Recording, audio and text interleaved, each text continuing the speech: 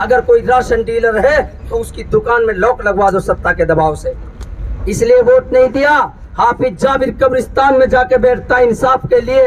अरे दलालो, तुम वहां से उठवाते हो, मेरी माँ को धमकियां देते हो। सत्ता के दलालो, चाटुकारो, याद रखना, तुम्हें जो सत्ताधारी पार्टी में घुस के तुम लोगों ने तानाशाही राज कर रखा है, इसका जवाब तो दिया जाएगा और वक्त आने पे दिया जाएगा। मैं उस चीज को नहीं कह सकता, मगर तुम्हें पेटी जरूर बांधनी पड़ेगी। मैं इससे आगे कुछ नहीं कह सकता। वक्त आने पे तुम्हें पेटी जरूर लपेटनी पड़ेगी, क्योंकि तुम लोगों ने अभी उबा का जोधपुर के अंदर जिस तरीके से चाचा अकबर के घर पे, चांद भाई के घर पे फोटो करा के पुलिस को भेज के धमका रहे हो, दम है तो मेरे पास आओ, धमकाओ। मैं इंसाफ के लिए बैठा हूं और बैठा रहूंगा, क्योंकि संविधान मुझे इजाजत देता है। जब तुम नाजायज पुलिस का इस्तेमाल कर सकते हो हक मांगने वाले के लिए, तो मुझे संविधान इजाजत देता है ना, हक के लिए मैं बैठ सकता हूं और तुम्हारे जैसे जालिमों के खिलाफ आवाज उठा सकता हूं। जालिमों, याद रखना, तुमने विकास तो किया नहीं। हालांकि ये विषय नहीं है विकास की कहने का। मेरी कब्रिस्तानों की बाउंड्री नहीं हुई है, मीडिया वाले वहां गए थे जहां मैंने अपने भाइयों को दफनाया है। इन जालिमों से कहना चाहता हूं, अपनी नाकामियों को छुपाने के लिए ये हरकतें कर रहे हो तुम। तुमसे बड़ा बुज़दिल और नाकारा कौन होगा?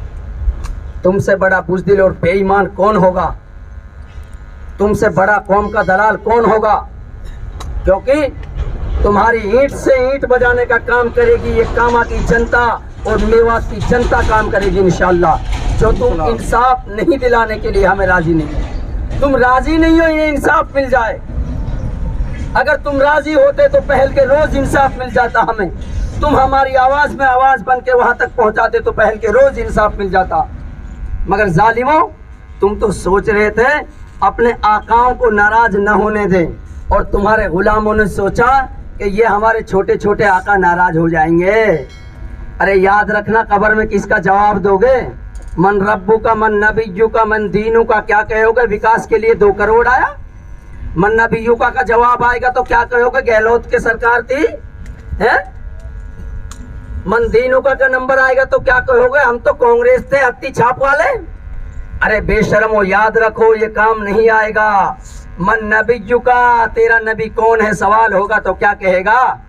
सरकार से कामा जो पहाड़ी के विकास के लिए पैसे दिए गए सारे खा गया। मैं इसी के साथ में अपनी बात को विराम देता हूं और मैं कहना चाहता हूं, आपको सबको बता रहा हूं, जोधपुर में पुलिस भेज दी गई है।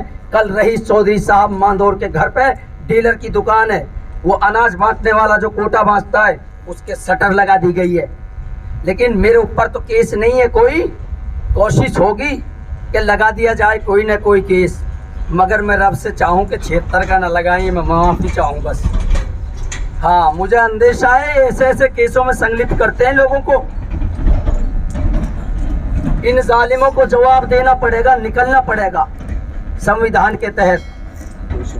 मैं अपनी बात को खत्म करता हूं। तमाम मीडिया और मेवात, हिंदुस्तान और विदेशों की जनता जितनी भी देख रही है, क्योंकि मेरा भाई मोहम्मद नासिर, मोहम्मद जुनैद, दोनों को दफना दिया गया और इसका पति ताली बजवा रहा है, बड़े आराम से ताली बजवा रहा है। ऐसे समझो जैसे इसकी कहीं किसी शादी में आया हो, कहीं इसने 1-2 करोड़ का दान कर दिया हो। तो इसलिए मैं कहना चाहता हूं मेरे भाइयों, इनसे बच के रहो। ये ठेकेदार हैं और धोखेबाज हैं, क्योंकि ये जादू दिखाते हैं कि अगर तुमने कांग्रेस को वोट न दिया तो भाजपा जीत जाएगी। तुमने कौन सा एहसान कर दिया? तुम्हारे ही तो राज में हम ज्यादा मारे जा रहे हैं। तुमने ही तो ये कर रखा है, एक टावर लगा रखा है लो का, उसके अंदर एक ढोल की लगा रखी है आइडिया की और एक एयरटेल की। आइडिया वोडा दोनों एक ही कंपनी है और एयरटेल भी सबका 239 रुपए का रिचार्ज होता है। एक तो कांग्रेस में, दूसरा बीजेपी में, तीसरा बीएसपी से। पता नहीं अब तो कहीं टहल गया होगा बीएसपी से। उसका दबाव आ रहा है कि अगर मुझे इलेक्शन लड़ना है लोकसभा का, मेरी बहन माफ करना, तूने केस को सोल्व नहीं कराया तो वोट नहीं मिलेगी मोनू मानेसर से।